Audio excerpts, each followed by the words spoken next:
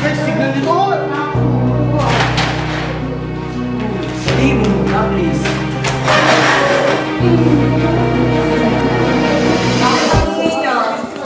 About your assignments. Mr. De La Cruz, ikaw na muna.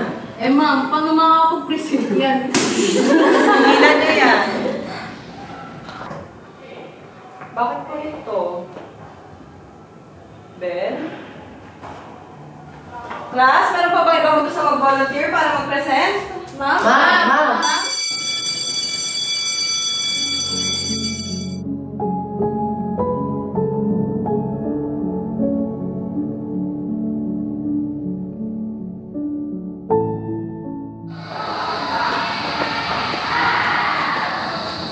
Nak?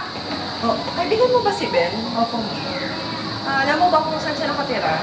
Hindi po, mami. Pero alam ko po kung saan siya madalas pumunta. Pwede ko bang malaman? Excuse po, magtatanong lang po sana ako. Madalas niyo po ba siya nakikita dito?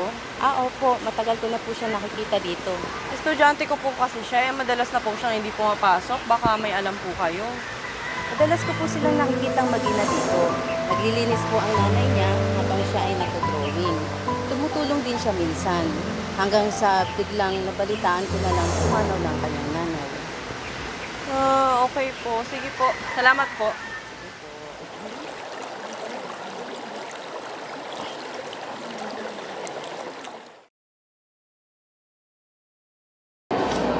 Tingnan niyo. Tingnan po si Peter. Mag-isa lang po siyang naglilinis doon. Marami pong... Uy! Wait lang! Pwede tayo tumulong dyan. Para lang magamit natin yung sako na binigay ng Panasonic. Diba? Para tumulong din na tayo.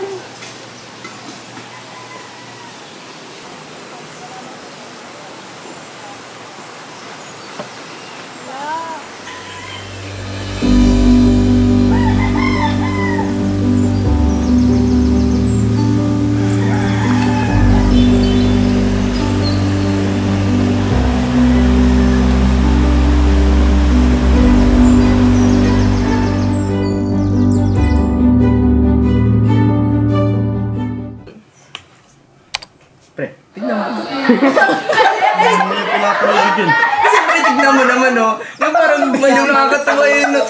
Wala kang kaputihan sa iyong puso. Ito si Ben De La Cruz. Hanga ako sa kanyang angking galing sa pagguhit at sipag sa pag-aaral kahit na pagsasalita ang kanyang kahinaan.